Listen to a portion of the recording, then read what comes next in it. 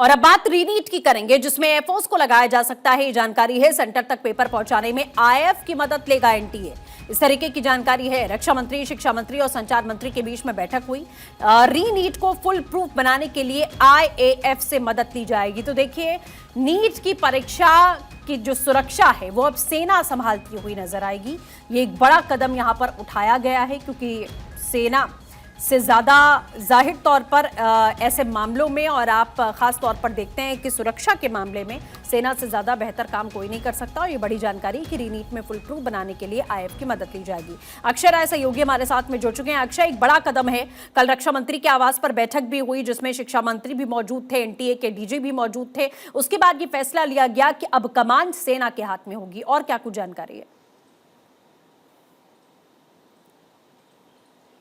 देखिए, जब से नीट यूजी पेपर लीक हुआ है, सरकार की किरकिरी होने के बाद तमाम जो उपाय हैं वो किए जा रहे हैं, ताकि जो रीड नीट का एग्ज़ाम है वो बेहतर तरीके से संचालित हो सके। और इसके लिए कल देर लगभग 4 घंटे के आसपास मैराथन बैठक हुई। राजनाथ सिंह की अध्यक्षता में धर्मेंद्र प्रधान भी मौजूद रहे, ज्योतिरादित्य सिंधिया मौजूद रहे, पीएमओ के कई अधिकारी इस दौरान मौजूद रहे। और साफ तौर पर है कि ये खबरें निकल के सामने आ रही हैं कि जो 21 जून को पेपर होना है उसको लेकर के सेना को निगरानी दी जा सकती है, पेपर उनके हवाले किया जा सकता है और वो सेंटर पर डिस्ट्रीब्यूट किए जा सकते हैं। खबरें ऐसी आ रही हैं कि आईएएफ यानी इंडियन एयरफोर्स की तैनाती और साथ ही साथ पेपर को सेंटर्स पर पहुंचाने की जिम्मेदारी सौंपी जा सकती है। अगर ऐसा होता है तो निश्चित रूप से एक बड़ा कदम होगा, और खास करके पारदर्शिता के मामले में, जिसको कि एनटीए लगातार विफल रहा है और इसी वजह से सरकार की किरकिरी हुई है। कहीं ना कहीं विपक्ष जिस तरह से निशाने पर लिया, जिस तरह से शिक्षा माफियाओं के खिलाफ प्रदर्शन हुए,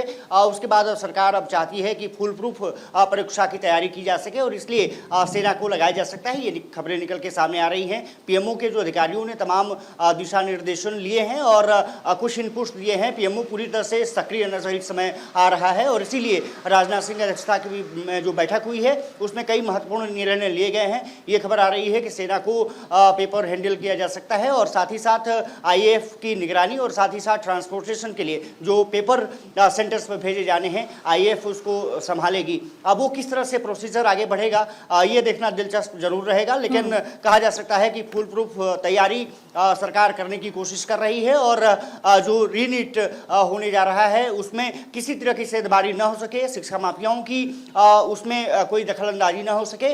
एनटीए भी मुझे लगता है कि इस पूरे मसले को लेकर के सक्रिय नजर आ रहा है, लेकिन एनटीए पर जिस तरह सवाल उठे हैं वो निश्चित रूप से सरकार की किरकिरी बढ़ा रहा है और यही वजह रही है कि लगातार सरकार। बिल्कुल अक्षय, देखिए ये तो एक ठीक है, एक अच्छा कदम है, एक सराहनीय कदम है कि भाई आप सेना को इन्वॉल्व कर रहे हैं, सेना के हाथ में सुरक्षा होगी, वो सुरक्षा करेगी। लेकिन अंदर खाने का जो सिस्टम गड़बड़ाया था, जो बात यहां सामने आई थी, एजेंसी के द्वारा भी कहा गया था कि एनटीए में कुछ गड़बड़ी हुई है अंदर खाने, उससे हम गुरेज नहीं कर सकते हैं। उस पर भी जाहिर तौर पर फोकस रहेगा कि अंदर खाने क्या चल रहा है, क्योंकि लीक तो अंदर से ही होता है।